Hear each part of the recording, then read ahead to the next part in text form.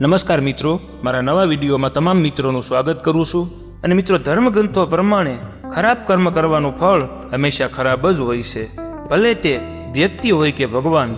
અને હવે માતા સીતાની જ વાત કરીએ તો તેના એક ખરાબ કર્મના લીધે તેમને પોતાના પતિ શ્રી રામથી ગર્ભાવસ્થામાં અલગ થવું પડ્યું હતું, અને તેનું કારણ એક પોપટ હતો।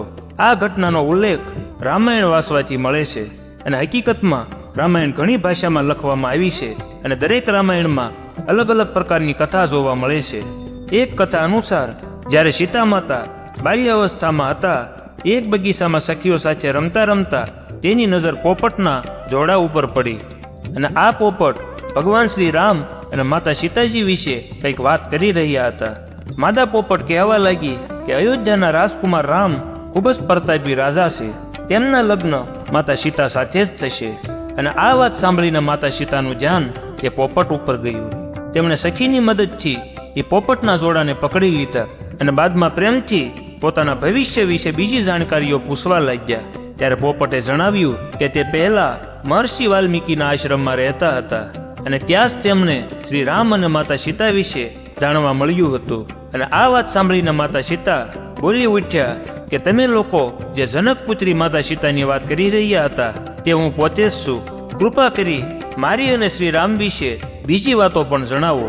અને માતા સીતાએ લાલચમાં આવીને પોપટના જોડાને પિંજરામાં કેદ કરી લીધા, અને તેના પર નર પોપટ બોલ્યો કે હે માતા, તમારા લગ્ન અયોધ્યાના રાજા દશરથના જ્યેષ્ઠ પુત્ર રામ સાથે થશે, અને તમારી જોડી ત્રણેય લોકમાં શ્રેષ્ઠ હશે। પોપટે માતા સીતાને બીજી પણ ઘણી બધી વાતો જણાવી, અને પોપટની ભવિષ્યવાણીથી ખુશ થઈને માતા સીતાએ કહ્યું કે આ પોપટ મારી પાસે જ રહેશે, જેથી કરીને હું તેમની પાસેથી બધી જ જાણકારી મેળવી શકું। અને તેના પર પોપટે કહ્યું કે માતા, અમે તો પક્ષી છીએ, અમને આઝાદ ઉડવાનું પસંદ છે, અમને પિંજરામાં ન રાખો અને અમને જવા દો।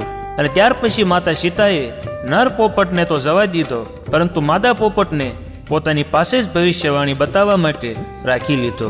અને ત્યારે નર પોપટ બોલ્યો કે મારી પત્ની ગર્ભવતી છે, અને તે મારાથી અલગ થવાનું દુઃખ સહન નહીં કરી શકે, તેને પણ મારી સાથે જવા દો। જોકે પોપટની આ વાત સાંભળી માતા સીતાએ ના સ્વીકારી, અને તેમણે માદા પોપટને પોતાની પાસે જ રાખી લીધો।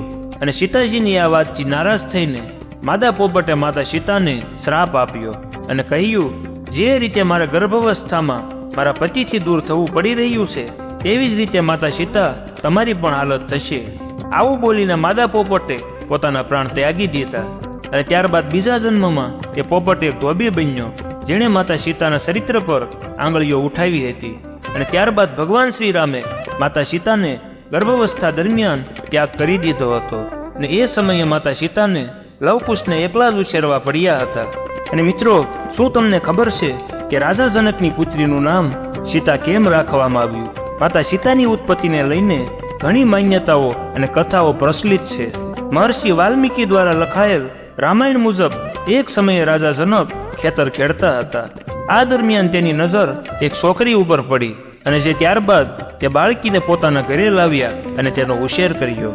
ખેડાણ કરતી વખતે રાજા જનકને પુત્રીનું વરદાન મળ્યું હોવાથી હળના આગળના ભાગને સીતા કહેવામાં આવે છે, અને તેથી જ એવું માનવામાં આવે છે કે રાજા જનકે આ છોકરીનું નામ સીતા રાખ્યું હતું। જોકે સીતા માતાને જાનકી અને વૈદેહી જેવા અન્ય નામોથી પણ ઓળખવામાં આવે છે। અને બીજી એક કથા અનુસાર સીતા માતા મંદોદરી અને રાવણની પુત્રી હતા। એવું કહેવાય છે કે માતા સીતા વેદવતી નામની સ્ત્રીનો બીજો જન્મ હતો। પૌરાણિક કથા અનુસાર તેણે રાવણના ક્રોધથી બચવા માટે પોતાના દેહનું દહન કર્યું હતું, અને પોતાને આત્મદાહ કરતા પહેલા વેદવતીએ રાવણને શ્રાપ આપ્યો કે તે આગામી જન્મમાં તેની પુત્રી બનીને તેનો નાશ કરશે। અને જ્યારે સમય આવ્યો ત્યારે રાવણની પત્નીએ એક પુત્રીને જન્મ આપ્યો, અને આ જાણીને રાવણને વેદવતીએ આપેલો શ્રાપ યાદ આવ્યો, અને ત્યારબાદ રાવણે તેની પુત્રીને સમુદ્રમાં છોડી દીધી હતી। અને એવું પણ કહેવાય છે કે સમુદ્રની દેવીએ બાળકીને પૃથ્વી માતાને સોંપી હતી, અને તે જ છોકરી પાછળથી સુનેના દેવી અને રાજા જનકની પુત્રી સીતા તરીકે પ્રખ્યાત થયા। જય સિયારામ।